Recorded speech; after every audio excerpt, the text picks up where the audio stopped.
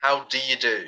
I do intend that you're doing great and that you're having a fantastic day and that you're enjoying your moments, whoever you are, wherever you are. My name is Philip and I am an astrologer, and I'm here to share with you the new moon in Cancer. Very interesting it is. Cancer is the home sign of the moon, and so this is about an opportunity to be tender and vulnerable and find strength within feeling, because this is a great time of healing through our emotions. And so let's take a look at the chart for this full moon in just a minute and see why it's opening us to such interesting dynamics. But there's a lot to cover because this new moon, although a personal kind of energy, opens us up to the motherland of our empathy. And there can be lots going on. I mean, in our personal lives as well as the world scene at this time, because we have such dynamic, revolutionary, phenomenal energy. And it's kind of hard to find the vocabulary and recite what might be the potentials. So we're just going to look at these archetypes and ponder and reflect. Maybe we're going to have a new economic shift. Maybe we're going to have some discoveries in our consciousness in different ways. Maybe some of the old things which were crimes against humanity can be resolved. Or maybe we're going to see more perpetuation of such things until we make a stand and come up with an alternative. There can be very prosperous outcomes, but often you have to go into the darkness to heal it. It's not to say it's all dark, though. There could be a lot of light, and there could be a lot of loftiness. There could be a lot of opportunity and potential. Be careful that the light doesn't get in your eye, but will really open up to a great amount of love through the whole entirety of it all. So just trust the process. We've got ourselves, and that's the greatest thing we could possibly ever have. So let's have a look at this new moon, shall we? The sign of Cancer rules the chest, and it's about getting feelings off our chest through feeling them. And feeling them makes us feel more at home with ourselves. If we negate and push away our feelings, well, I don't want to feel that, I don't feel comfortable, then actually what we're doing is we're pushing away our healing, and we're getting ourselves stuck. That energy is going to turn stagnant and be eventually something that we stumble over until we awaken to that feeling and feel through it and then resolve it. Is the solution is flowing energy. It's literally a running solution, like water. Water's flowing, isn't it? And so when we feel what comes up for us, then we're not victim to it. We are not a servant to that feeling, because we are serving ourselves through feeling through it. A bit like the washing up. If there's lots of washing up continuously coming at us, if we say, oh, I don't want to wash that bit, all that bit, then it will just pile up, and then there'll be a huge pile, and we won't have space to do the bits that we can do. However, if we just feel whatever comes up gradually through and through, then we'll be able to process what is there and have fluidity within our experience. And that's the medicine of Cancer, if you ask me. The trajectory of our healing journey is quite distinct within this process, because Chiron, which is the wounded healer, is actually in a very powerful aspect with the lunar nodes, which is soon to change. So we're at the culmination of the lunar nodes in Pisces, where the North Node is, and the South Node in Virgo. They're going to shift, and we're going to have eclipses soon. And so, in fact, the new moon in Leo will be an eclipse. So this is the last new moon before the eclipses start.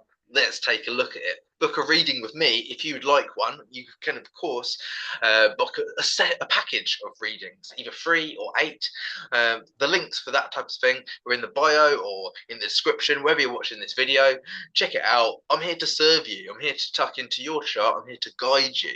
I'm here to facilitate a space that allows us to feel through our stories, feel through your stories, so that you can empathize with yourself, have greater trust within your experience moving forward. That's the whole goal here. That's why we use astrology.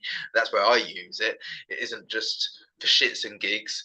It's actually because we really want to tuck into the consciousness of ourselves and feel that we're going to heal and do the things that we're really excited to do in life.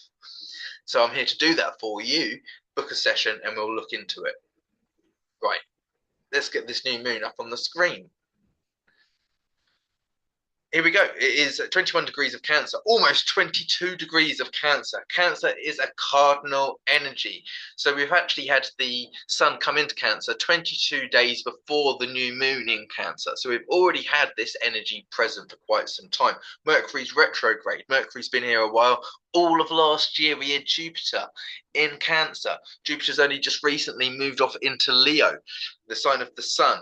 So we've got a big solar dynamic taking place for the next year. Whereas prior to this, we were dealing with more of a lunar, which is more of an internal vibe. So although we've got this, the sun in Cancer with the moon creating this new lunar cycle and Mercury retrograde there too, and before we know it, in not too many weeks, a month or so, Mars will be moving through Cancer. But my point is, yeah, we're working with both our internal and the external at this point. Pluto is going to be opposed by Jupiter. Jupiter is going to sextile Uranus all this same week as the new moon.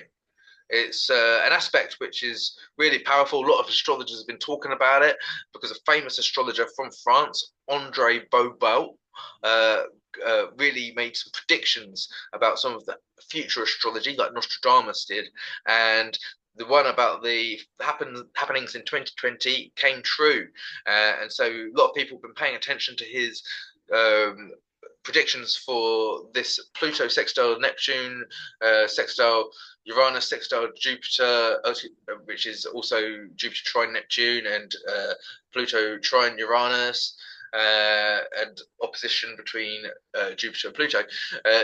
That makes this kind of cup thing, which is highlighted. I don't know if you can see it, but there it is. And so there's a very flowing energy and a tension of oppositions.